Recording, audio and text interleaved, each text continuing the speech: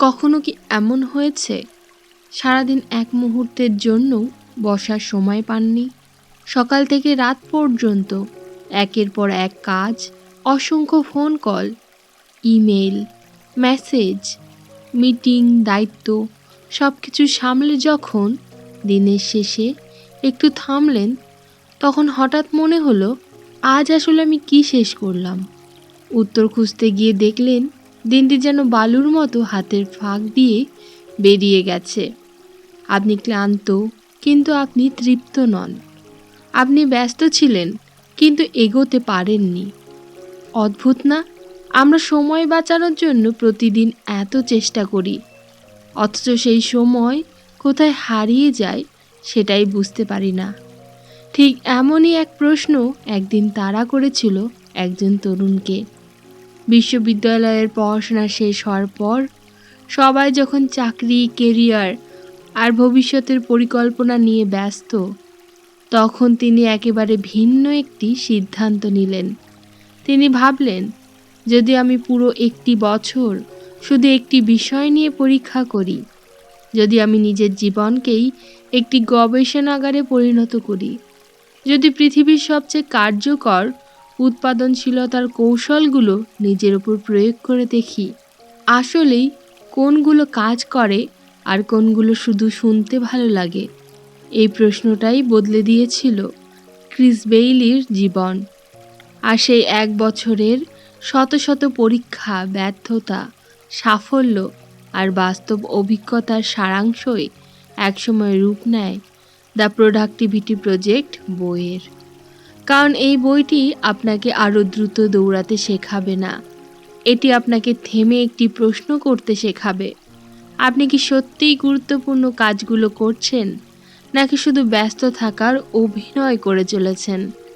কখনো কখনো জীবনের সবচেয়ে বড় পরিবর্তন শুরু হয় নতুন কিছু যোগ করার মাধ্যমে নয়, বরং অপ্রয়োজনীয় কোলাহল থেকে নিজেকে মুক্ত করার মধ্য দিয়ে। স্বাগতম মাইন্ড সামারি বাই স্বর্ণালীতে। আজ আমরা এমন একটি বই নিয়ে কথা বলবো যা আপনাকে আরও ব্যস্ত হতে নয়, বরং আরও সচেতনভাবে বাঁচতে শেখাবে। লেখক ক্রিস বেইলির নিজের জীবনের পুরো একটি বছরকে একটি বাস্তব পরীক্ষায় পরিণত করেছিলেন। তিনি ইচ্ছাকৃতভাবে শতাধিক উৎপাদনশীলতার কৌশল নিজের ওপর প্রয়োগ করেন, কখনো দিনে মাত্র কয়েক ঘন্টা ঘুমিয়ে, কখনো দীর্ঘ সময় সম্পূর্ণ অফলাইনে থেকে, কখনো আবার একসঙ্গে একটি কাজের ওপর সম্পূর্ণ মনোযোগ দিয়ে। উদ্দেশ্য ছিল একটাই, আসলেই কি আমাদের ফলপ্রসূ করে তোলে আর কি শুধু আমাদের ব্যস্ত রাখে। আজকের এই যাত্রায় আমরা জানব কেন উৎপাদনশীলতা মানে কম সময়ে বেশি কাজ করা নয়, কেন মনোযোগই আমাদের সবচেয়ে মূল্যবান সম্পদ, এবং কিভাবে ছোট কিছু পরিবর্তন আমাদের প্রতিটি দিনকে শুধু কর্মব্যস্ত নয়, অর্থবহও করে তোলে। পার্ট 1, উৎপাদনশীলতার আসল অর্থ কী? রাইটার যখন নিজের এক বছরের পরীক্ষাটি শুরু করেছিলেন, তখন তারও ধারণা হয়েছিল আরও বেশি কাজ করাই হয়তো প্রোডাক্টিভ হওয়ার সবচেয়ে বড় প্রমাণ। তাই শুরুতে তিনি নিজেকে বিভিন্ন কঠিন পরীক্ষার মধ্যে ফেলেছিলেন। কখনো দিনে অত্যন্ত দীর্ঘ সময় কাজ করেছেন, কখনো ঘুম কমিয়ে দেখেছেন বেশি সময় জেগে থাকলে কাজের পরিমাণ বাড়ে কিনা, কখনো আবার একসঙ্গে অনেকগুলো কাজ করার চেষ্টা করেছেন। বাইরে থেকে সব কিছু খুব কার্যকর মনে হচ্ছিল, কাজের ঘন্টা বাড়ছিল, ব্যস্ততাও বাড়ছিল, কিন্তু একটি বিষয় তিনি খুব দ্রুত বুঝতে পারলেন, বেশি সময় কাজ করা মানেই বেশি ফল পাওয়া নয়, বরং অনেক সময় দীর্ঘক্ষণ কাজ করার পরেও দিনের শেষে মনে হতো তিনি প্রচুর পরিশ্রম করেছেন, কিন্তু সত্যিকার অর্থে গুরুত্বপূর্ণ কোনো কাজই তার এগোয়নি। এই উপলব্ধির পর তিনি নিজের প্রতিটি দিনকে খুব গভীরভাবে পর্যবেক্ষণ করতে শুরু করেন। তিনি লক্ষ্য করলেন দিনের সব ঘন্টা সমান নয়, এমন কিছু সময় রয়েছে যখন মস্তিষ্ক সবচেয়ে বেশি পরিষ্কারভাবে চিন্তা করতে পারে, কঠিন সমস্যার সমাধান করতে পারে এবং সৃজনশীলভাবে কাজ করতে পারে। আবার এমন সময়ও আসে যখন শরীর জেগে থাকলেও মন ক্লান্ত হয়ে পড়ে। অথচ আমরা বেশিরভাগ মানুষ সবচেয়ে গুরুত্বপূর্ণ কাজগুলো করি তখন যখন আমাদের মন সবথেকে বেশি ক্লান্ত থাকে। আর দিনের সবচেয়ে শক্তিশালী সময়গুলো নষ্ট করে ফেলি ইমেল, সোশ্যাল মিডিয়া, ছোটোখাটো কাজ কিংবা এমন ব্যস্ততায় যেগুলো না করলেও তেমন কোনো পার্থক্য হতো না। ক্রিস বেইলি নিজের ওপর একটি মজার পরীক্ষা করেছিলেন। তিনি কিছুদিন ধরে দিনের শুরুতেই সবচেয়ে কঠিন এবং গুরুত্বপূর্ণ কাজ সেরে ফেলতেন। ফোন, ইমেল কিংবা অন্য কোনো ছোট কাজের দিকে না তাকিয়ে সম্পূর্ণ মনোযোগ দিতেন শুধু একটি কাজের ওপর। পরে তিনি খেয়াল করে দেখলেন একই সময়ে আগের তুলনায় অনেক বেশি মানসম্পন্ন কাজ শেষ করা সম্ভব হচ্ছে, কারণ তার মস্তিষ্ক তখনও বাইরের অগণিত তথ্যের ভিড়ে ক্লান্ত হয়ে পড়েনি। তিনি বুঝলেন প্রোডাক্টিভিটি আসলে সময়ের খেলা নয়, এটি শক্তি এবং মনোযোগকে সঠিক মুহূর্তে ব্যবহার করার একটি শিল্প। বইটিতে তিনি আরেকটি গুরুত্বপূর্ণ বিষয়ের কথা বলেন। আমরা প্রায়ই মনে করি ব্যস্ত থাকা মানে আমরা গুরুত্বপূর্ণ কাজ করছি, তাই প্রতিটি নোটিফিকেশনের উত্তর দেই, প্রতিটি ইমেল সঙ্গে সঙ্গে খুলে দেখি, প্রতিটি ছোট কাজ শেষ করার চেষ্টা করি। এতে সারাদিন নিজেকে খুব কর্মব্যস্ত মনে হয়, কিন্তু দিনের শেষে যখন সত্যি গুরুত্বপূর্ণ লক্ষ্যগুলোর দিকে তাকাই তখন দেখি সেগুলো 1 ইঞ্চিও এগোয়নি। কারণ ছোট ছোট জরুরি কাজগুলো আমাদের মনকে এমনভাবে দখল করে নেয় যে বড় এবং অর্থপূর্ণ কাজের জন্য আর কোনো মানসিক শক্তি অবশিষ্ট থাকে না। এই কারণেই রাইটার একটি গভীর পার্থক্যের কথা তুলে ধরেন। বিজি হওয়া আর প্রোডাক্টিভ হওয়া এক বিষয় নয়। বিজি মানুষ সবসময় কোনো না কোনো কাজ করে থাকে, কিন্তু প্রোডাক্টিভ মানুষ জানে কোন কাজটি এখন না করলেও চলবে আর কোন কাজটি আজই করতে হবে। এই না বলার ক্ষমতায় একজন মানুষকে সত্যিকারের উৎপাদনশীল করে তোলে। 1 বছরের পরীক্ষার শেষে তিনি বুঝতে পারেন প্রোডাক্টিভিটির সবচেয়ে বড় শত্রু সময়ের অভাব নয়, সবচেয়ে বড় শত্রু হলো আমাদের ছড়িয়ে থাকা মনোযোগ। কারণ যখন মন প্রতিটি ছোট্ট বিষয়ের পেছনে ছুটতে থাকে তখন সবচেয়ে গুরুত্বপূর্ণ কাজটিও সাধারণ কাজের ভিড়ে হারিয়ে যায়। আর যে মানুষ নিজের মনোযোগকে রক্ষা করতে শেখে সে একই 24 ঘন্টার মধ্যেও এমন ফল তৈরি করতে পারে যা আগে তার কাছে অসম্ভব বলে মনে হতো। এই কারণেই দ্য প্রোডাক্টিভিটি প্রজেক্ট শুরু হয় একটি খুব সাধারণ কিন্তু জীবন বদলে দেওয়া উপলব্ধি দিয়ে। আপনার কাছে কতটা সময় আছে সেটি আপনার ভবিষ্যৎ নির্ধারণ করে না, আপনি আপনার সবচেয়ে মূল্যবান সময়টুকু কিসের জন্য ব্যয় করছেন সেটি আপনার ভবিষ্যৎ নির্ধারণ করে। পার্ট 2, মনোযোগের মূল্য এবং শক্তির বিজ্ঞান। 1 বছরের পরীক্ষা যত এগোতে লাগলো ক্রিস বেইলি ততই বুঝতে পারলেন যে উৎপাদনশীলতার সমস্যার সমাধান শুধু ভালো পরিকল্পনা বা সময় ব্যবস্থাপনায় লুকিয়ে নেই। তিনি যদি প্রতিটি মিনিটের জন্য নিখুঁত পরিকল্পনাও করেন তবুও এমন অনেক দিন আসতো যখন কোনো কাজেই মন বসতো না। আবার কিছুদিন খুব অল্প সময় কাজ করেও অবিশ্বাস্য পরিমাণ অগ্রগতি হতো। এই অদ্ভুত পার্থক্যের কারণ খুঁজতেই তিনি নিজের সময় নয়, নিজের শক্তি ও মনোযোগকে পর্যবেক্ষণ করা শুরু করলেন। তিনি লক্ষ্য করলেন প্রতিদিন সকালে ঘুম থেকে ওঠার পর থেকে রাত পর্যন্ত আমাদের মানসিক শক্তি একরকম থাকে না। দিনের কিছু সময় আমরা সবচেয়ে গভীরভাবে চিন্তা করতে পারি, নতুন ধারণা তৈরি করতে পারি, কঠিন সমস্যার সমাধান করতে পারি।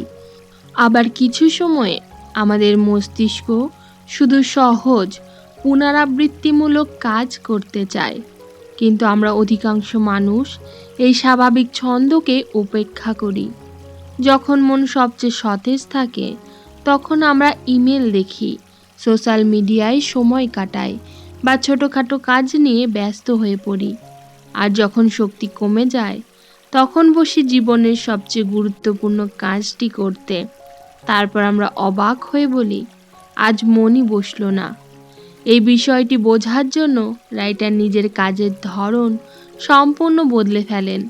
তিনি দিনের বিভিন্ন সময়ে নিজের মনোযোগ, শক্তি এবং কাজের মান লিখে রাখতেন। কয়েক সপ্তাহ পর তিনি স্পষ্ট ছবি দেখতে পান।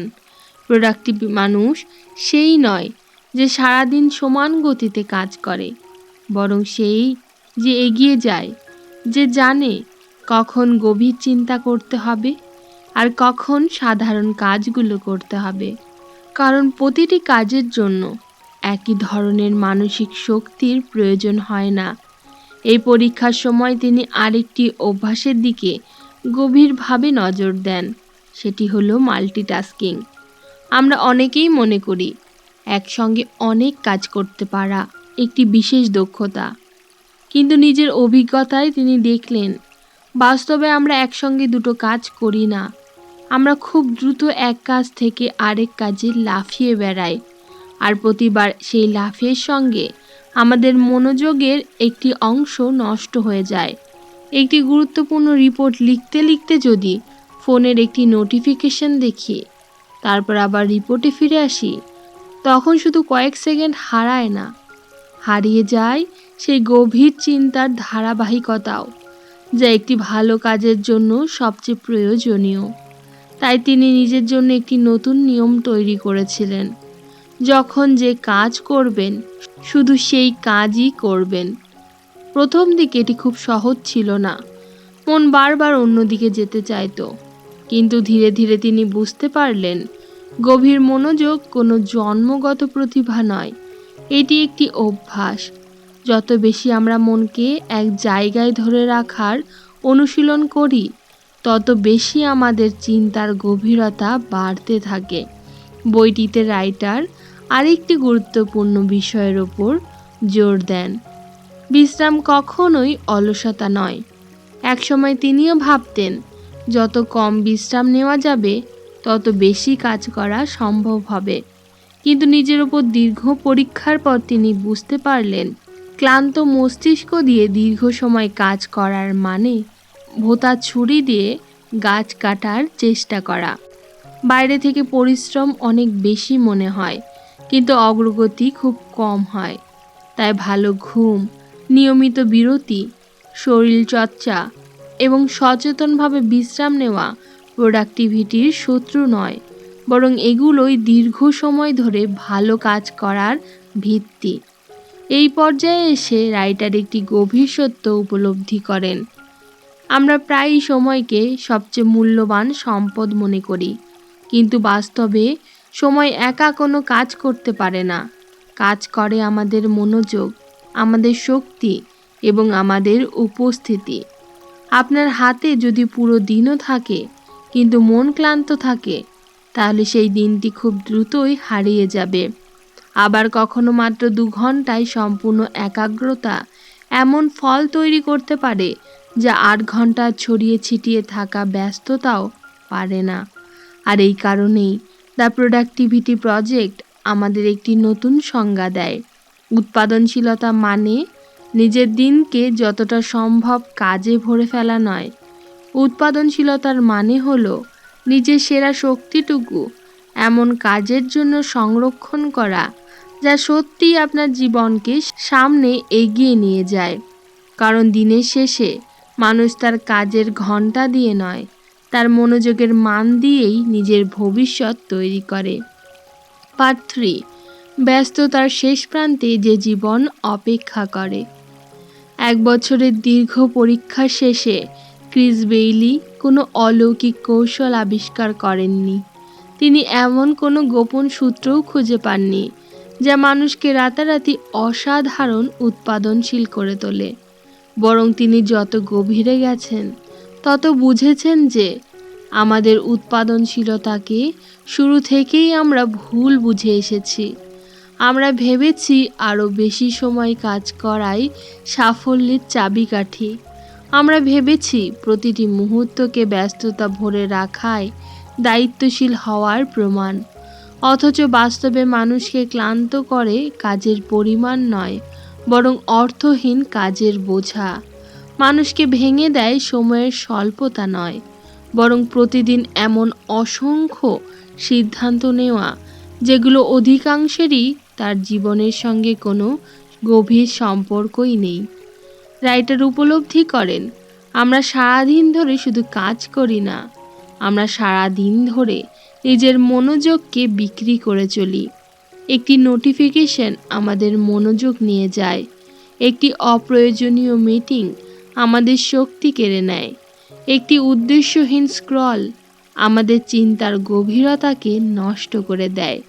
দিনের শেষে আমরা শুধু সময় হারাই না, আমরা হারিয়ে ফেলি নিজের ভেতরের উপস্থিতিকেও। এই কারণেই তিনি বারবার বলেন, উৎপাদনশীলতা শুরু হয় কোনো নতুন অ্যাপ, নতুন পরিকল্পনা বা নতুন ক্যালেন্ডার দিয়ে নয়। এটি শুরু হয় একটি কঠিন সিদ্ধান্ত দিয়ে। আমি কি আমার মনোযোগের মালিক থাকব, নাকি পৃথিবীর প্রতিটি শব্দকে সেটি নিয়ন্ত্রণ করতে দেব? এই 1 বছরের যাত্রায় তিনি আরেকটি বিষয় খুব স্পষ্টভাবে বুঝেছিলেন। জীবনের প্রতিটি কাজের মূল্য সমান নয়। কিছু কাজ রয়েছে যেগুলো সম্পূর্ণ করলেই শুধু তালিকা ছোট হয়। আবার কিছু কাজ আছে যেগুলো হয়তো সংখ্যায় খুব কম, কিন্তু একটি মানুষের ভবিষ্যৎ বদলে দেওয়ার ক্ষমতা রাখে। অথচ আমরা প্রায়ই সহজ কাজগুলো আগে করি, কারণ সেগুলো দ্রুত শেষ হয় এবং আমাদের সাময়িক সাফল্যের অনুভূতি দেয়। কিন্তু কঠিন, অর্থপূর্ণ এবং দীর্ঘমেয়াদী কাজগুলোকে বারবার আমরা পিছিয়ে দেই। ধীরে ধীরে আমাদের জীবন এমন সব ছোট ছোট অর্জনে ভরে যায় যেগুলো দেখতে হয়তো সুন্দর, কিন্তু আমাদেরকে কোথাও নিয়ে যায় না। তখন ব্যস্ততা বেড়ে যায়, অথচ অগ্রগতি থেমে থাকে। এই কারণেই দ্য প্রোডাক্টিভিটি প্রজেক্ট শুধু কাজের তালিকা গুছিয়ে নেওয়ার বই নয়, এটি এমন একটি দৃষ্টিভঙ্গির বই যা শেখায় প্রতিটি হ্যাঁ বলার আগে একটি না বলতে শিখতে হয়। কারণ আপনি যখন একটি অপ্রয়োজনীয় কাজ গ্রহণ করেন, তখন শুধু সময় দেন না, সেই সময়ের সঙ্গে আপনার মনোযোগ, আপনার শক্তি এবং আপনার জীবনের একটি অংশও দিয়ে দেন। তাই উৎপাদনশীল মানুষ সব কিছু করার চেষ্টা করে না, সে সচেতনভাবে বেছে নেয় কোন কাজটি তার সময় পাওয়ার যোগ্য, কোন মানুষটি তার মনোযোগ পাওয়ার যোগ্য এবং কোন লক্ষ্যটির জন্য নিজের সেরা শক্তিটুকু সংরক্ষণ করবে। ক্রিস বেইলি শেষ পর্যন্ত একটি গভীর সত্যের সামনে এসে দাঁড়ান। তিনি বুঝতে পারেন, জীবনকে অর্থপূর্ণ করে তোলে না একটি নিখুঁত সময়সূচি, জীবনকে অর্থপূর্ণ করে তোলে প্রতিটি দিনের সচেতন উপস্থিতি। আপনি যখন একটি বই পড়ছেন, তখন সত্যিই পড়ছেন কি না? যখন পরিবারের সঙ্গে বসে আছেন, তখন সত্যিই তাদের সঙ্গে আছেন কি না? যখন একটি গুরুত্বপূর্ণ স্বপ্নের জন্য কাজ করছেন, তখন সত্যিই নিজের সমস্ত মনোযোগ সেই কাজে দিতে পারছেন কি না? উৎপাদনশীলতার আসল পরীক্ষা সেখানেই। হয়তো এই কারণেই বইটির শেষ শিক্ষা সময়কে নয়, জীবনকেই নতুনভাবে দেখতে শেখায়। সময় সবার কাছেই সমান, কিন্তু মনোযোগ সবার কাছে সমান নয়, শক্তিও সমান নয়, অগ্রাধিকারও সমান নয়। তাই এই 3টি বিষয়ের ওপরই ধীরে ধীরে গড়ে ওঠে একজন মানুষের ভবিষ্যৎ।